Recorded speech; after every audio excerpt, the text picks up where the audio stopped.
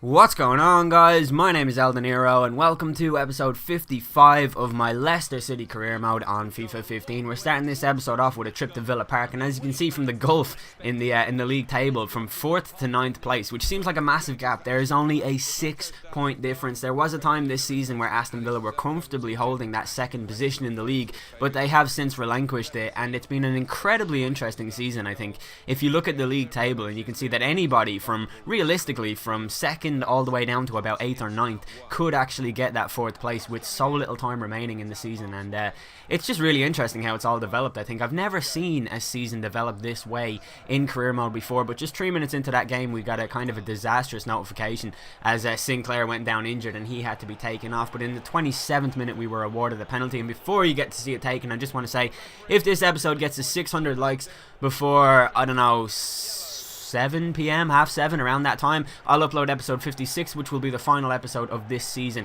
And as you can see in the 29th minute, Gary Gardner dispatches his penalty comfortably to score against his former club, and he celebrates anyways because, like me, he does not give a fuck. And we've already lost to Aston Villa this season, so we wanted to make sure that they didn't get the double.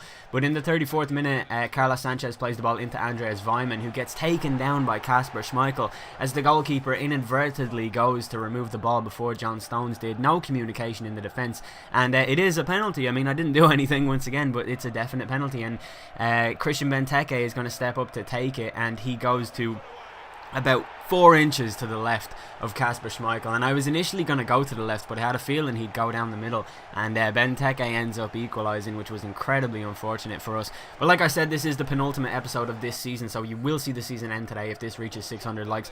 But in the just past the hour mark of the game, really, Gary Gardner's free kick strikes the wall, and it goes out for a corner kick to be taken by Tom Ince, who swings it outwards with his left foot in towards Julian Brandt, who goes up and heads it into the back of the net.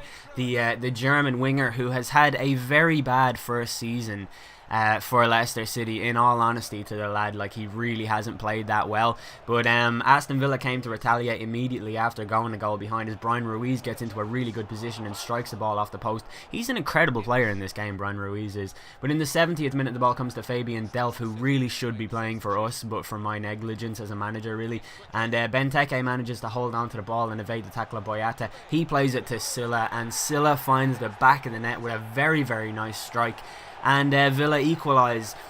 In the 71st minute they make it 2-2, which was very disappointing for us because I really did want to hold on to this lead. But Aston Villa are so difficult to play against, obviously as evidenced by the fact that they did defeat us earlier on in the season at the King Power Stadium. But in the 75th minute they came forward once more with Christian Benteke taking on Luca Ante. Ante does well to get a tackle in, but Benteke holds it. He crosses it into Brian Ruiz, and the Costa Rican international finds the back of the net to put Villa in front for the first time in this game. And we came to retaliate 2 minutes later with Boyata on the ball, trying to find an opening, trying to find a gap that someone is going to run into. He plays the ball to Gale, who shoots from distance, and his shot goes just wide, but it wasn't good enough to beat the keeper, even if it was on target. And we end that game with our second consecutive defeat in the league, having lost to Arsenal in the last episode, and that has put our Champions League qualification hopes in serious jeopardy, excuse me.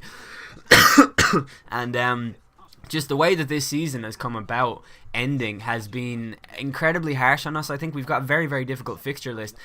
We still have to go to the likes of Old Trafford, we still have to play Manchester City, and we still have to play Liverpool, and I do have a very good record against Liverpool, so I'm not too worried about them. But it's really hard. Like, I honestly don't know if we're going to qualify for the Champions League next season or not, and I don't know what that's going to mean for my job, and I don't know what it's going to mean for you guys watching the series, because I'm not sure many people would enjoy a season 5 where there's no Champions League football.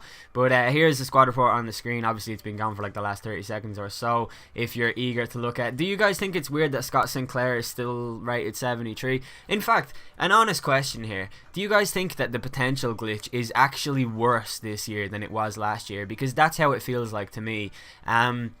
I feel like last year you'd get the odd player. Like, I mean the odd player. Like, it was kind of a rarity that you'd get a player with a potential glitch. We had Barkley and Shaw in FIFA 14, and that was it for that entire series of 218 episodes. This season, I swear, we've had so many players in just the 55 episodes of this so far who haven't seemed to advance at all in their ratings, and it's incredibly strange. But as you can see, we're in 5th place, which is not good enough. We're 4 points behind 4th place Arsenal, so we really need to start racking up the points now, starting with this game against Crystal Palace. And Palace have always been a team that we struggled against, although we always sort of did well against them in the league. Obviously they spent last season away in the Championship, and then they came back up, but they always seem to get the better of us tactically, and then we just get a lucky goal and kind of win the game that way. But they came close in the 7th minute with that shot from distance, which probably wouldn't have struggled Schmeichel if he was trying to save it. But in the 22nd minute, Punchin's shot was punched away by Kasper Schmeichel, and Punchin is a player who plays incredibly well against me every single time. But just past the half-hour mark,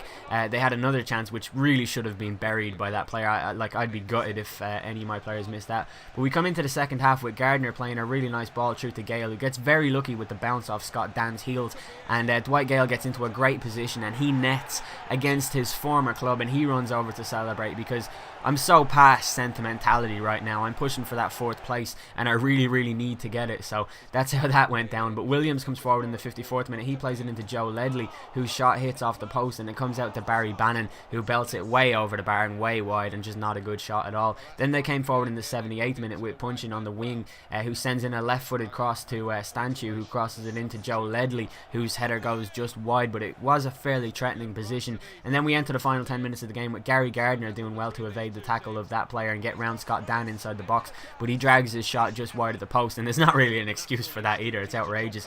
But we enter the final 2 minutes of the game with Johnson on the ball, who is now 36 years old and retiring at the end of this season. He plays it into Jedinak, whose shot goes just wide.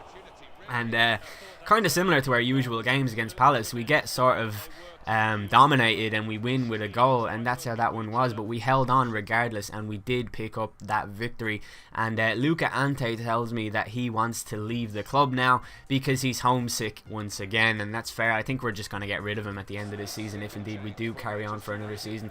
But the next game is at Old Trafford, and it is against Manchester United.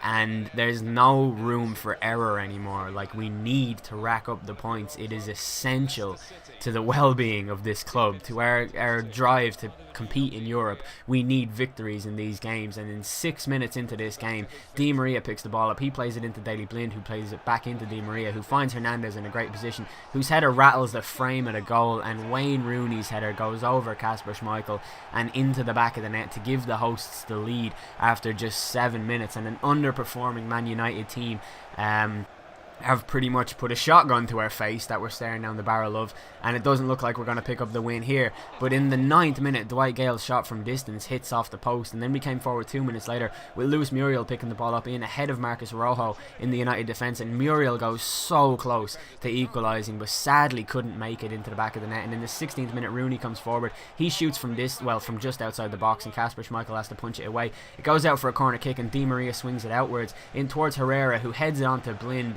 and a fairly expertly executed corner kick routine sees Daley Blind make it 2-0 for Man United. But it was such a fucking stupid goal to concede. You can't leave players unmarked like that in the box.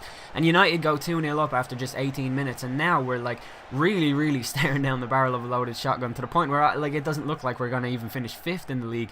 But Tom Ince comes forward in the 19th minute, and he's looking for any kind of a gap, any player making a run. He crosses it in towards Luis Muriel, who does incredibly well to control the ball and dispatch it into the back of the net to make it 2-1 and give us a lifeline in the game. And he was unable to pick the ball up and run out of the box, which is fair enough. But in the 22nd minute, we came forward again with Luis Muriel taking on Herrera in midfield, and he has to look up for any kind of an option around him, but there is none, so he decides to go it all by himself, and he makes his way into the box and fires it into the back of the net to equalise for us. And within the space of 4 minutes, we've pulled this game back to 2-2, and things are looking a little bit brighter for us in terms of our European qualification hopes. But in the 29th minute, United came forward as Herrera plays the ball into Wayne Rooney, who allegedly gets brought down by Gamboa in the box. And I'm probably the most biased person in the world when I'm talking about myself, but it is not a crime to stand still on a football pitch, and I don't think Gamboa impeded him too much to warrant a penalty there. I think that's a bullshit decision, in all honesty. If anything, Wayne Rooney is fouling him, wrapping his leg around his leg like that. That's not on. But Wayne Rooney steps up to take the penalty, and he puts it over the bar. Kasper Schmeichel went the right way anyways, but thank God the United captain couldn't find the back of the net from 12 yards, and we come forward in the 34th minute with Tom Ince getting into a really good position, and his shot is saved by the goalkeeper and cleared away by the United defence. Then we got a free kick just 2 minutes later with Ince passing it into Dwight Gale, who finds Gardner on the edge of the area, whose shot goes so close, but for a really strong hand from Lingard in the United goal. Lindegaard, I always get that confused with the other guy. But in the 48th minute, Javier Hernandez puts the ball into the back of the net, and thankfully for us, our buddy, who we pay so well in the big games, waves the offside flag and the goal doesn't count. And then we came forward in the 52nd minute with Scott Sinclair picking the ball up on the left hand side of the pitch. He goes to take on Rojo, gets into the box and really should have scored that. There's not really an excuse for not scoring that. Then United came forward in the 71st minute with Mata playing the ball to Robin van Persie. He looks up and passes to Rooney, who plays it back into Van Persie, and the Dutchman makes it 3-2 to United.